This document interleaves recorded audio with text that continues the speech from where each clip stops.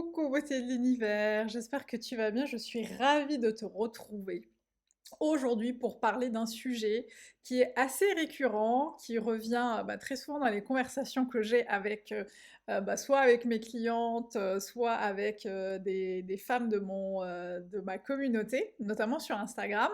Et le sujet c'est comment guérir de ces blessures passées pour pouvoir reconstruire, construire une relation saine et bienveillante. C'est une super question, j'ai plein de choses à te dire là-dessus et justement je voulais poser un peu le contexte qu'on entend souvent par blessures du passé, c'est parfois certaines déceptions amoureuses, certaines relations amoureuses qui n'ont pas forcément été saines, dans lesquelles on n'a pas forcément été nous-mêmes, dans lesquelles on a parfois été euh, dans lesquelles on n'a pas forcément parfois été respecté, dans lesquelles la communication n'était pas fluide, dans laquelle on ne se sentait pas valorisé et dans laquelle on a été blessé d'une manière ou d'une autre. Et c'est vraiment quelque chose, en tout cas moi c'est quelque chose que j'ai déjà vécu dans le passé, c'est des choses qui parfois laissent des traces qui sont parfois dures à effacer. Et justement, aujourd'hui, j'aimerais partager avec toi quelques tips, quelques petits conseils pour arriver justement à guérir de ces blessures-là, pour pouvoir reconstruire une relation amoureuse qui te convient. Alors la première chose qui est super importante, c'est vraiment de ne pas... en fait, j'ouvre une parenthèse, mais elle est super importante. J'entends beaucoup de femmes me dire euh, moi, je me consacre uniquement là à mon business, à mon boulot, à ma famille, à mes enfants. Je mets de côté la relation amoureuse parce que j'attends d'être complètement guérie, j'attends d'œuvrer sur mon développement personnel, j'attends de travailler sur moi pour pouvoir à nouveau rencontrer quelqu'un qui me correspond. Et je trouve parfois que c'est un peu risqué et que c'est parfois dommage d'attendre, je sais pas, un jour que quelqu'un vienne avec un espèce de panneau comme ça fluorescent en mode ça y est, t'as travaillé sur ton dev perso, tu peux aller rencontrer quelqu'un qui te correspond. Euh, je la refais. Et en fait, ce qui va être super important, c'est de garder en tête que le développement personnel d'une personne, eh bien, en fait, c'est quelque chose qui va se faire sur toute la vie. C'est quelque chose qui va se faire tout le long de ta vie, et c'est pas quelque chose qui va sonner à un moment, tu vas pas avoir une alarme à un moment qui va sonner et qui va te dire, ça y est, c'est bon, tu peux y aller. C'est vraiment l'œuvre d'une vie. Et il n'y a pas besoin d'attendre d'être dans quelque chose de parfait, d'attendre dans quelque chose qui semble être complètement linéaire, complètement lisse et complètement achevé, complètement abouti pour pouvoir rencontrer quelqu'un qui nous correspond. Tu peux et œuvrer sur ton développement personnel et œuvrer sur tes blessures du passé et quand même avoir l'envie de rencontrer quelqu'un qui te correspond, quelqu'un avec qui tu peux construire une relation saine et bienveillante. Donc voilà, il n'y a pas besoin d'attendre que tout soit parfait pour avoir envie de construire quelque chose avec quelqu'un qui est différent des personnes qu'on a rencontrées jusqu'à présent, parce qu'encore une fois, le développement personnel, c'est vraiment l'œuvre de toute une vie. La deuxième chose que je vois, c'est, du coup, ça rejoint un peu la première, c'est vraiment de se centrer le plus possible, mais vraiment le plus possible sur soi, et, euh, et de ne pas être ballotté entre les relations passées douloureuses qui m'ont déçu et qui du coup me font un peu peur et du coup chat échaudé et craint l'eau froide, etc. Et donc ce passé un peu douloureux et le futur incertain de oh là là mais comme je sais pas si ça va marcher, comme je sais pas ce que ça va donner, du coup je vais peut-être pas y aller. Ça va être important de vraiment te recentrer systématiquement ici et maintenant, de te questionner, de te demander, ok, moi, là, aujourd'hui, qu'est-ce que je veux? Aujourd'hui, dans quelle relation je veux être? Comment j'ai envie de me sentir? À quelles émotions j'ai envie d'accéder? Comment j'ai envie de me sentir? Comment, du coup, ici, aujourd'hui et maintenant, j'ai envie d'amorcer la vie aujourd'hui. On s'en fout du passé, on s'en fout de l'avenir, parce que d'une, le passé, on ne peut pas revenir dessus, c'est passé. Et l'avenir, je sais pas toi, mais moi je sais pas le prédire et on sait jamais ce qui va se passer. Donc ça va être important de se ramener systématiquement ici et maintenant.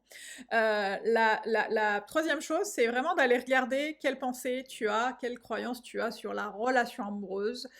sur tes relations passées, qu'est-ce que ton Jacques, ton cerveau, ton mental, c'est comme ça que j'appelle le mental, ton Jacques, qu'est-ce que ton Jacques te dit? Est-ce qu'il te dit des choses du style, ils sont tous les mêmes, tu y arriveras jamais, c'est plus facile pour les autres, il vaut mieux te concentrer sur ton boulot, heu des choses comme ça. C'est difficile en ce moment avec la situation actuelle. Bah, déjà, est-ce que ça ton mental te dit ça? Est-ce que c'est des pensées qui te servent? Est-ce que tu as envie de garder ces pensées-là? Et surtout, comment tu as envie de penser? Qu'est-ce que tu as envie de penser à la place? C'est quoi les pensées et les émotions que tu as envie d'avoir à la place? Parce que tu le sais peut-être, puisque je le répète souvent, c'est tes pensées qui créent tes émotions créent tes actions et tes actions créent tes résultats. Et si tu veux un jour construire une relation qui te correspond avec quelqu'un qui te correspond, avoir des pensées du style c'est tous les mêmes, ça sert à rien, c'est la merde, etc., ne te servira pas à créer la relation de tes rêves, parce que tu vas avoir des émotions qui seront négatives et tu vas faire des choses qui seront complètement désalignées avec qui tu veux être. Donc observe vraiment de très près ce qui se passe dans ton mental, les pensées qui te traversent et les croyances que tu peux avoir, en tout cas celles qui sont conscientes pour pouvoir œuvrer dessus. Ensuite, la quatrième chose que je vois, c'est vraiment de te faire confiance. Faites-vous confiance, girls! Faites-vous confiance. Il n'y a personne de mieux placé que toi pour savoir ce qui est le mieux pour toi. Faites-vous confiance, connectez-vous à votre intuition, demande-toi ce qui est le mieux pour toi. Est-ce que tu y vas avec une énergie de joie, de kiff, de j'ai envie d'y aller, ou est-ce que tu y vas avec une énergie de peur, de ah là là, mais si je prends pas, ça sera une opportunité passée, oh, mais je prends ce qu'il y a à prendre, de toute façon, c'est compliqué, donc ouais, j'y vais avec cette espèce d'énergie du manque et cette énergie de la peur, et ça, clairement, ça ne va pas dans ton sens et clairement, ça ne te sert pas. Donc, faites-vous confiance. Cinquième chose et dernière, c'est de te poser vraiment, là aussi je les répète très souvent mais c'est important, faites l'exercice de je prends un carnet, je sais pas, je prends mon téléphone, je prends une feuille, un stylo et je pose. Qu'est-ce que je veux dans la relation? C'est quoi mes besoins? De quoi j'ai besoin dans une relation amoureuse? C'est quoi mes valeurs? Comment j'ai envie de me sentir? Quelles émotions j'ai envie de ressentir? Qu'est-ce que moi j'apporte à la relation amoureuse? Parce on parle souvent de ce qu'on attend de l'autre, mais c'est bien aussi de se questionner sur nous, ce qu'on apporte à la relation amoureuse. Qu'est-ce que j'apporte aujourd'hui à la relation amoureuse? De quoi je suis capable? Qu'est-ce que je suis capable d'apporter sur la table? Est-ce que j'en suis capable aujourd'hui? Est-ce que je suis prête? C'est quoi mes valeurs? La nouvelle moi ou le nouveau moi, il a envie d'être comment? Il a envie de se sentir comment? Et tout ce que je vous ai dit depuis le début, le fait de ne pas justement attendre que tout soit parfait pour reconstruire, de se centrer sur soi, d'œuvrer sur ses pensées et ses croyances, hem, de se faire confiance et du coup de se poser en se demandant: «OK, qu'est-ce que je veux pour moi?» Ça, c'est des choses en fait qui vont vous amener petit à petit à guérir des blessures du passé et à vous dire: OK, bah, c'est peut-être pas justement à 100 guéri, j'ai pas encore complètement, pensé toutes mes plaies. Il y en a qui sont encore un peu compliquées, c'est encore un peu vif, mais aujourd'hui, je me sens d'attaque pour envisager la possibilité d'une nouvelle relation amoureuse et je me sens bah, de me faire confiance et d'y aller. Voilà, beauté de l'univers. C'était 5 choses que je voulais partager avec vous pour, amorcer la guérison par rapport à des situations compliquées, à des situations, qui vous ont parfois chagriné. Si tu en vois d'autres, bah, n'hésite pas à les partager avec nous en commentaire et j'espère que cette vidéo, t'a aidé. Si tu veux plus de tips, plus de valeur, bah, je t'invite à t'inscrire au club, de la privée Love Letter, Sarah Benzian coach, en t'inscrivant via le lien qui est soit dans la bio sur Instagram, soit ici, dans la description et en plus, tu recevras un podcast privé, qui s'intitule «Pourquoi je ne trouve pas chaussures à mon pied?» Je suis sûre que ça pourra t'aider et quant à moi, pour celles qui sont en train d'écouter le podcast, puisqu'il y a aussi un épisode de podcast qui est en train d'être enregistré en même temps. Je vous dis à la semaine prochaine pour la suivante. Bisous, à bientôt.